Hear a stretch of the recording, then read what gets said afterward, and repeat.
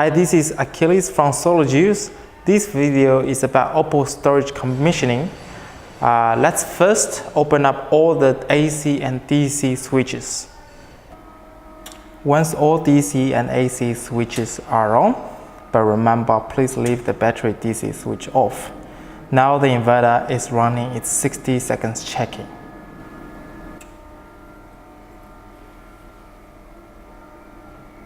And now the 60 seconds checking of the inverter has been completed. Now I give you a brief introduction of the current status. As you can see now, the power is 171 watts. That means the inverter is generating that much power.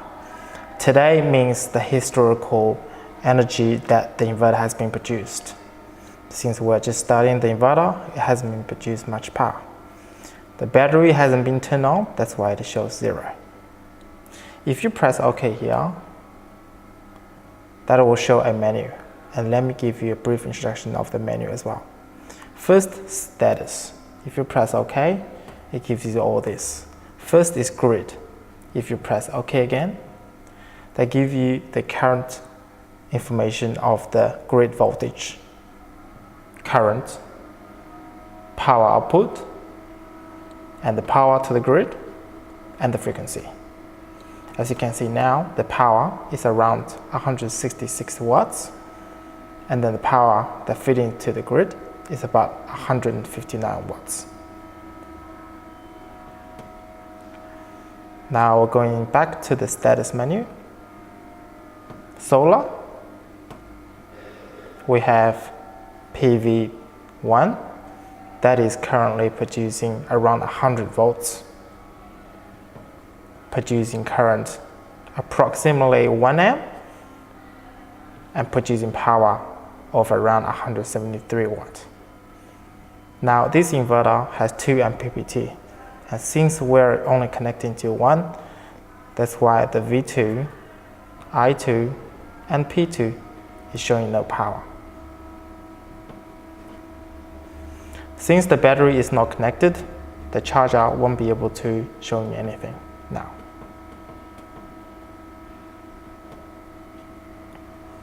And this inverter has an EPS mode.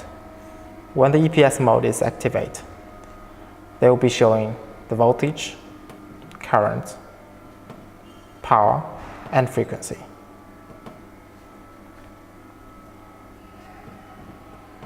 It also showing the load.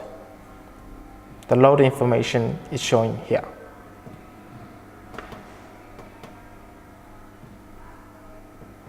In the history, it shows the historical data of the inverter yield, charger yield, load consumption, and error logs.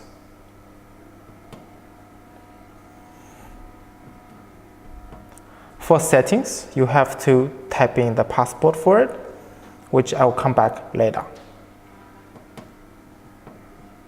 If you press About, that will give you the serial number of this inverter. Now let me give you a brief introduction of the battery commissioning and the indication of all LEDs. First, let's turn on the battery.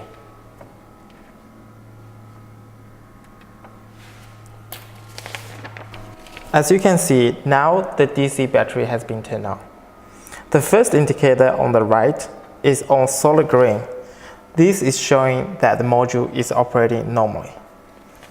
The second LED indicator, which is normally showing red, when the red indicator is on, that means the battery module is on fault. Please consult from the LG Chem battery for more information. In normal operation, the 4 indicators on the left-hand side show the module's state of charge. Each indicator represents 25% of a full charge. As you can see now, we have 1, 2, 3, 4 indicators are on.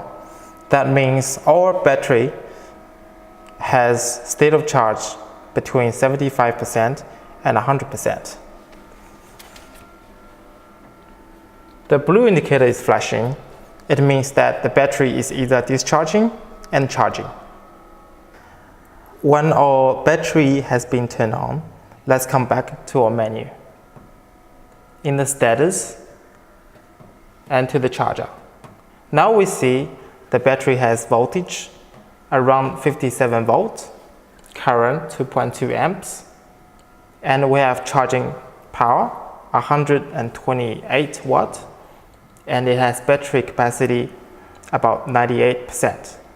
It also has a temperature which is 27 degrees.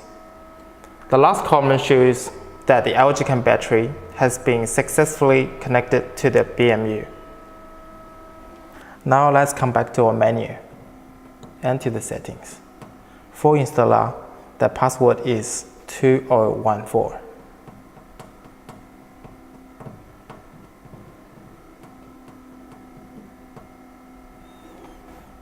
When you first do settings, you have to first change the date time.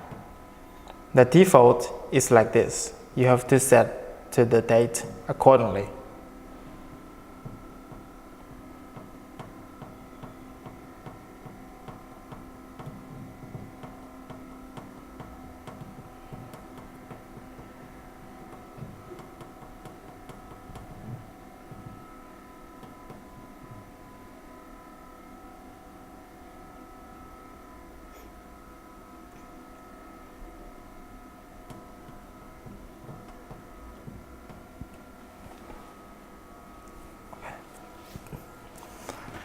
For safety, you have to set to the country accordingly.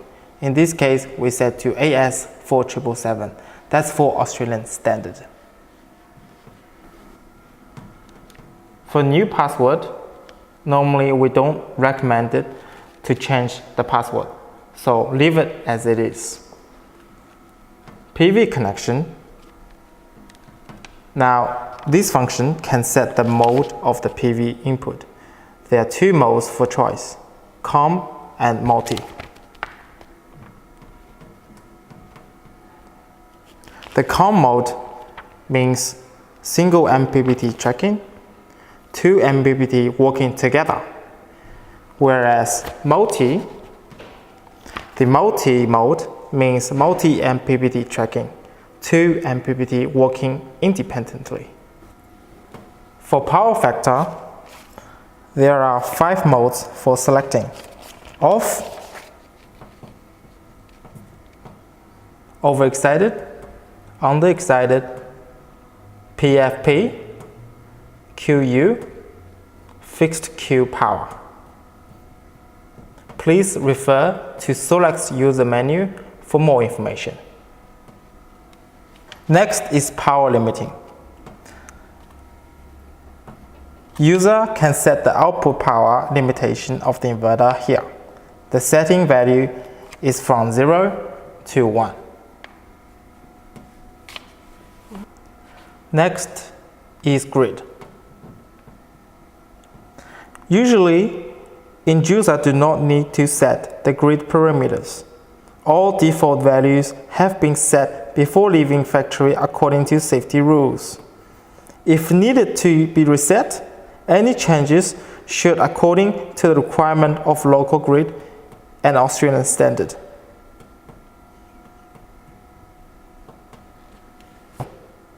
Next is work mode. The default work mode of the inverter is self-use mode. User can set the work mode as self-use or forced time use here.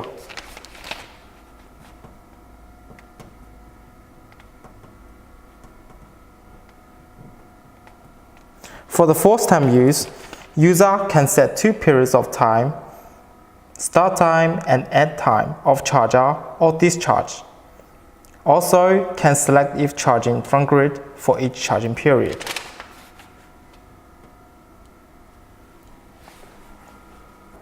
Next is export control.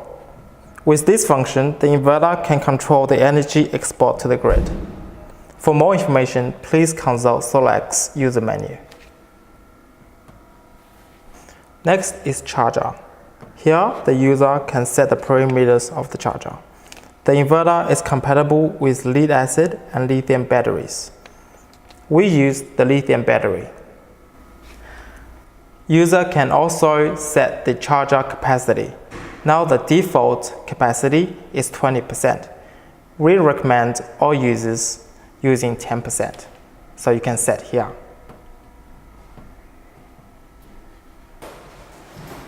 Now all the parameters has been set up.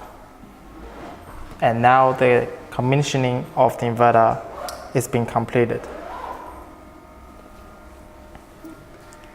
My name is Achilles from Storage, and I'll see you in the next video.